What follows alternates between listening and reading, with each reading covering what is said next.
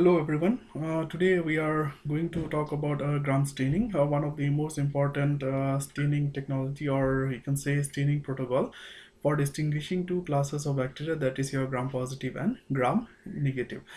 Now he's in the slide you can see that is the Christian Gram. He was a Danish bacteriologist who was credited for the development of gram staining technique or gram staining protocol, and it's still a standard technique to classify bacteria and make them more visible under microscope.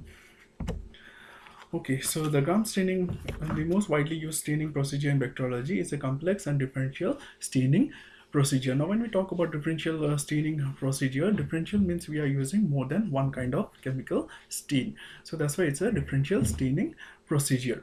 Now, here one more thing you need to keep in mind: why Christian Gram was so interested to find out this procedure. Basically, he was interested to visualize the cocci that was responsible for causing pneumonia in the lungs of the patient. So he thought that why not develop a technique where we can at least find out what is responsible for causing this particular disease. So with that target or goal, he started this technique, and this technique is still one of the best technique, and still I should say rather it's the best technique for the distinguishing the two classes of bacteria, that is your gram positive and gram negative bacteria. Through a series of staining and decolorizing steps, organisms in the domain bacteria are differentiated according to their cell wall composition. Now, this one is very, very important because we until and unless you know the structure of these gram positive and gram negative bacteria, you won't be able to differentiate, or you won't be able to understand what is going on and what are the chemical reactions that are taking place as we go with the protocol. Now, let us see the basic difference between a gram positive and a gram negative bacteria.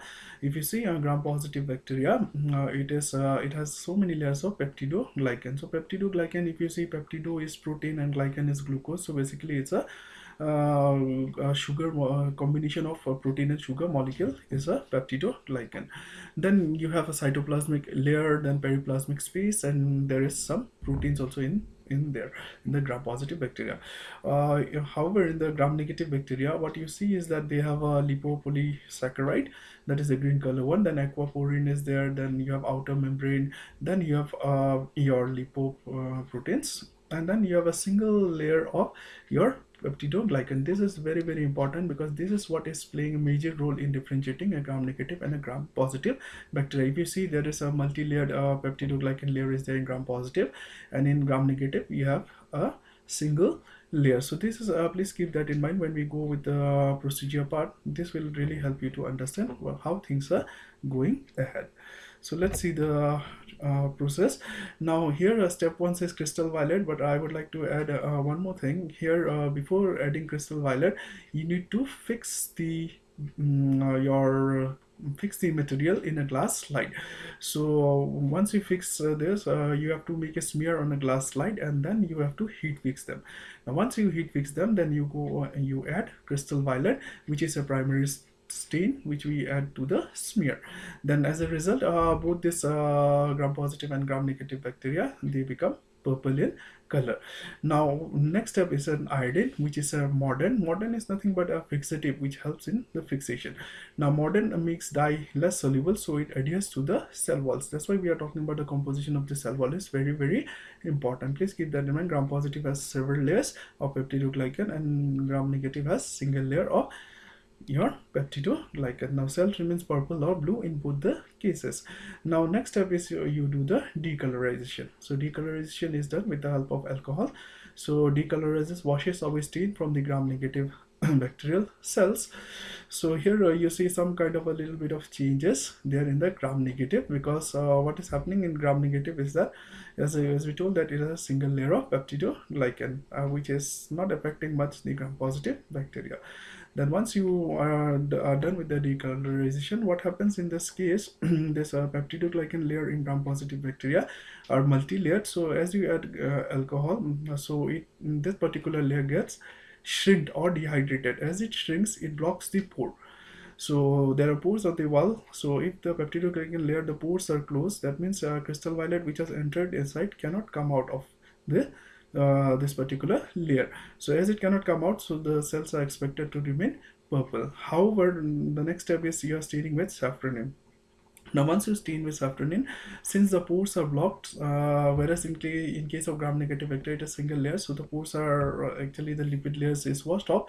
So when you add counter stain, this particular stain, of the gram-negative bacteria takes up the safranin stain and becomes pink or reddish in color. However, as we said, in the case of gram-positive bacteria, there is a multiple layer and crystal violet entered, but it cannot escape since the pores are blocked. So since pores are blocked, that means when you add a counter stain safranin, it will not penetrate inside the layer. As a result, the gram positive bacteria will remain purple, or yeah, purple, and the other one definitely will become a different color. That it is taking up your safranin and becoming particularly pink in color or red in color. Now please remember here, although the analogy might sound very funny, now gram positive is basically P is there, so you remember P for positive, P for purple. So gram positive remains purple, however gram negative becomes red in color. So let us see a little bit. When the bacteria is treated with a primary stain crystal violet and fixed by a modern, some of the bacteria are able to retain the primary stain. Now, the cell wall of gram-positive bacteria have a thick layer of protein, sugar complex, peptidoglycan, which I have already spoken about, and we have seen in the when we were talking about the structure of it. Now, decolorizing the cell causes this thick cell wall to dehydrate and shrink. This is very important, which closes the pore in the cell wall and prevents the primary stain from exiting the cell. And that's why these gram-positive bacteria are purple in color. So the ethanol cannot remove the crystal violet iodine complex that is bound to the thick layer of peptidoglycan of gram-positive bacteria and appears blue or purple in color. However, in case of gram-negative bacteria, cell wall also takes up crystal violet iodine complex, but due to thin layer of peptidoglycan, if you remember, we talked about a single layer. Okay, so please keep that in mind, and thick outer layer which is formed of lipids. So CBI complex gets washed off. Now when they are exposed to alcohol, decolorizer dissolves the lipids in the cell walls, which allows the crystal violet iodine complex to leach out of the cells. So since they are leaching out, so that means the pores are still there. So when you add a counter stain, that is your safranin, they take up the stain and appears red in color. So once you are done with the protocol, you observe under microscope, this is what you are expected. Now, as I told you, this is gram positive since P is there, so you can remember in that way. P is gram positive, P stands for purple. So the other one obviously gram negative, that is red or pinkish in color. So better to remember red, because that will be easier for you to remember. So this was all about your gram staining procedure. So thank you very much.